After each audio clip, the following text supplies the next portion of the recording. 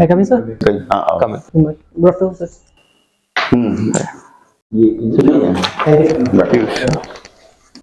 पीयूष शर्मा, जी sir. Home district आपका लखीमपुर खीरी। जी सर। दो एडवांटेज और दो डिसएडवांटेज आपकी डिस्ट्रिक्ट की ज्योग्राफी के हिसाब से। सर ज्योग्राफी के हिसाब से सर एडवांटेजेस ये हैं कि वहाँ पे पोल्यूशन कम है क्योंकि वहाँ का फॉरेस्टेड एरिया ज़्यादा है। साथ ही साथ में वहाँ पे जॉब अपॉर्चुनिटीज़ आपके पास बहुत ज़्यादा हैं। मतलब आपका अगर एंटरप्रेन्योरल माइंडसेट है तो आप वहाँ पे अच्छी जॉब कर सकते हैं। सर डिसएडवांटेज में ये है कि वो अंडर डेवलप्ड एरिया है, वहाँ पे ट्राइबल पॉपुलेशन ज़्यादा है। एंड सेकेंडरी सर ये है कि फार्मिंग एक्टिविटीज़ वहाँ पे बहुत ही लिमिटेड है। मेजर ट्राइब कौन सी है आपकी डिस्ट्रिक्ट? सर थारू ट्राइब वहाँ पे मेजोरिटी में है। गवर्नमेंट की कोई 3 स्कीमें बताइए जो आपकी ट्राइब्स थारू ट्राइब्स को लेके हों, या ट्राइबल 3 आप बता दीजिए स्कीम। सर एक तो सर जनजातीय स्कीम है सर सेंट्रल गवर्नमेंट की। इसी के साथ में sir one district one product scheme जो है वो भी सर मोस्टली जो ट्राइबल प्रोडक्ट्स है, स्पेशली लखीमपुर खीरी में सर ट्राइबल क्राफ्ट वहाँ का प्रोडक्ट है। और सर तीसरा मैं सर याद नहीं कर पा रहा हूँ इस समय पे। सीमा और सीमांत में कुछ अंतर होता है, लाइन एंड फ्रंटियर में? सर इसके बारे में सर जानकारी नहीं है। जैसे डॉक्टर हैं आप, जी सर। तो क्या मेडिकल साइंस में भी एआई का कुछ यूज़ है? हाँ सर।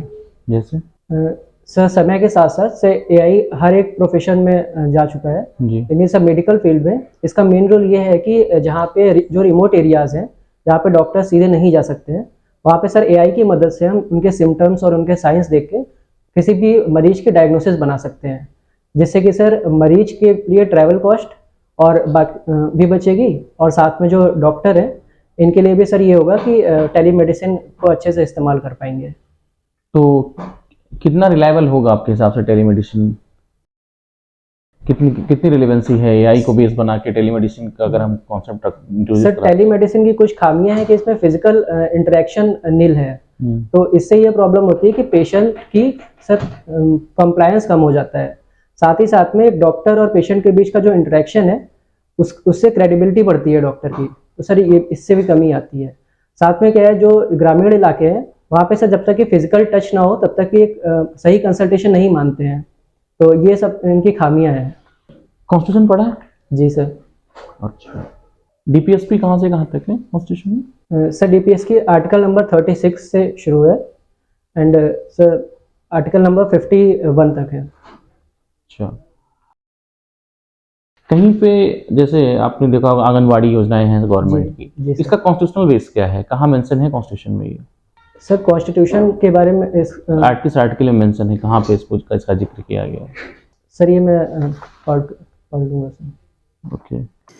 जी ये बताइए, भारत सरकार की 2 योजनाएं स्टैंडअप और स्टार्टअप किसके लिए चलाई गई? सर ये कोई नया बिजनेस अगर अपना शुरू करना चाहता है सर ये मोस्टली उनको टारगेट कर रहे हैं। इसी के साथ साथ ये विमेन एंटरप्रेन्योरशिप को भी बढ़ावा देते हैं। जी ये बताइए, जो राज्य सरकार स्टेट गवर्नमेंट के द्वारा one district one product programme लाया गया, ये क्यों लाना पड़ा? इसके क्या क्या एडवांटेज है? तो इसका सबसे बड़ा एडवांटेज ये है कि हम एक किसी डिस्ट्रिक्ट के प्रोडक्ट को सर वहाँ के जो पॉपुलेशन है उसको स्पेशलाइज कर सकते हैं। उससे क्या होगा कि सर उस डिस्ट्रिक्ट से उसके सर एक्सपोर्ट्स भी बढ़ेंगे और साथ में पूरे सर देश में भी उस प्रोडक्ट के लिए वो डिस्ट्रिक्ट जानी जाएगी। ये बताइए, आपने एमबीबीएस किया है? जी सर। तो एज ए एसडीएम पद जहाँ भी आपकी पोस्टिंग होगी, जी एसडीएम पद रहते हुए आप इस डिग्री का प्रयोग कैसे जनता के लिए करेंगे? सर एमबीबीएस में सर बहुत सारी क्वालिटीज़ सिखाई गई हैं सर, जैसे कि जो पेशेंट्स हैं उनके साथ एम्पैथी और कंपैशन के साथ बिहेव करना।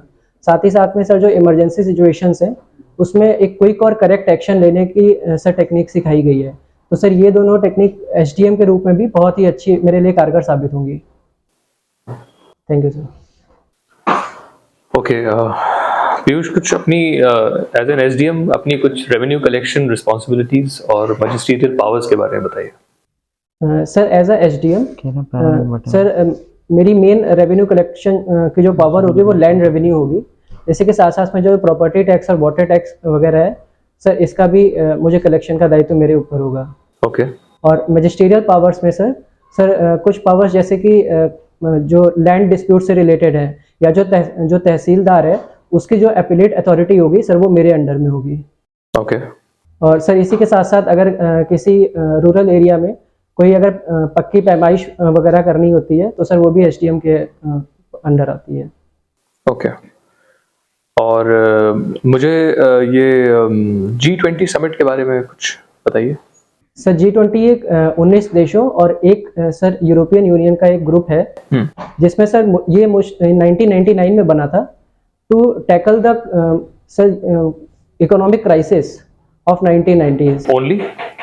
So mostly it was related to tackle the Asian economic crisis and शुरुआत में ये सिर्फ जो सेंट्रल बैंक के गवर्नर्स हैं सर उनका ही ग्रुप हुआ करता था, लेकिन समय के साथ साथ इसमें जो हेड ऑफ द स्टेट्स हैं वो भी शामिल होना शुरू हो गए। And what else does it cover now? Sir, in what perspective can I ask? Apart from economic trade and everything, Yes sir. trade markets, what else is the G20 summit now looking forward to? What are the other topics that they discuss? So other topics, for example, recently in G20 summit held in India, so it covered the women empowerment as well as some avenues for the climate change protection, as for example the recent biofuel alliance, and so along with it, it also considered the health part, for example the antimicrobial resistance. And sir, India also supported championed its support for the global south. And did they cover terrorism as part of it? So I'm not sure about it. I will read. They did cover. Okay sir. Terrorism also is now a part of one of the agendas of the G20 summit. Thank you sir. है ना? That is also. Sir. जी doctor साहब, जी sir. क्यों एक SDM की seat खराब कर रहे हो? ऑलरेडी एमबीबीएस केडीएमसी से किए हो, इतने बढ़िया ढंग से सरकारी डॉक्टर बन जाओगे, जो सेवा उसमें करोगे, तो इसमें क्यों एक सीट वैकेंसी आप खराब करना चाह रहे हैं? सर पहले मैं डॉक्टर बन के ही एक हेल्थ कंपोनेंट को पूरा सही करना चाहता था, लेकिन जब मैंने अपना एमबीबीएस किया तो उस समय मुझे यह रियलाइजेशन हुआ कि एडमिनिस्ट्रेटिव सर्विसेज में मैं हेल्थ के साथ साथ फाइनेंशियल प्रॉब्लम्स, साथ में जो सोशल प्रॉब्लम्स है, इनको भी टैकल कर सकता हूँ। इसी के साथ में सर एज अ डॉक्टर मैं उसी पेशेंट को ट्रीट कर सकता हूँ जो मेरे पास एक्टिवली क्लिनिक पे मेरे आ रहा है, लेकिन एज अ एसडीएम सर मैं एक वाइडर मास रीच सर मेरी रहेगी और मैं ज़्यादा लोगों को अपनी सर्विसेज दे पाऊंगा। Very good. एक प्राइवेट अस्पताल में डॉक्टर साहब ने ऑपरेशन किया, एक महिला का, लेडी डॉक्टर ने, और कोई औजार पेट में छूट गया। जी सर। थोड़े दिनों के बाद में उस महिला के पेट में दर्द शुरू हुआ तो अस्पताल में आई। जी सर। ड्यूरिंग इलाज उसकी डेथ हो गई। अस्पताल ने तोड़फोड़ हुई, डॉक्टरों के साथ मारपीट हुई।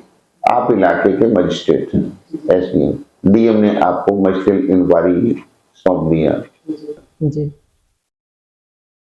फिर उसके बाद में वही डीएम साहब आपको फोन करके कहेंगे, एसडीएम साहब कोई मंत्री जी का फोन आ रहा है लखनऊ से, थोड़ा जांच में थोड़ा कुछ ऐसा कर दियो, डॉक्टर साहब को बचाव हो जाए। What will be your stand? Sir my stand, am I clear my question? Yes sir.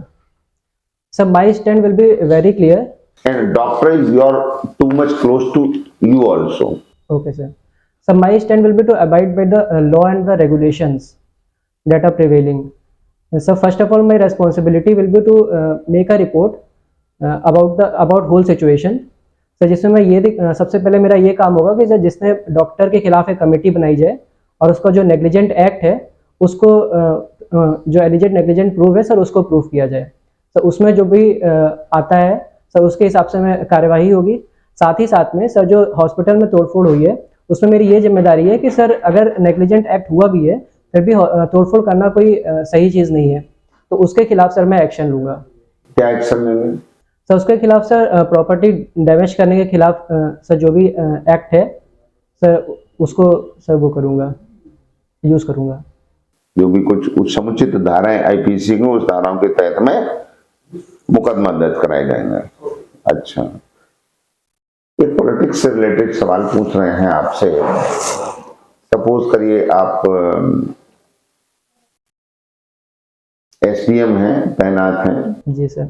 और पर्टिकुलर विधायक जी एक आपको अपने मनचाही अनर्गल दबाव डला करके सड़क बनवाना चाहते, जो नियम अनुसार संभव नहीं है, लेकिन उतनी उसमें है लीनियंसी कि आप एसडीएम के ऊपर के एसडीएम साहब चाहे तो बनवा सकते, चाहे तो न बनवाएं। अच्छा सर। चाहे तो बनवा सकते, चाहे तो न बनवाएं, पर गांव वाले उसका विरोध कर रहे हैं। तो विधायक भी चाहते कि ये काम सड़क बने, पर गांव वाले विरोध करें। आपका क्या स्टैंड रहेगा उसमें? सर मेरा मेन ऑब्जेक्टिव ये रहेगा कि पब्लिक का वेलफेयर कैसे हो। गुड, ठीक, that's all. Thank you. Thank you sir. Thank you sir.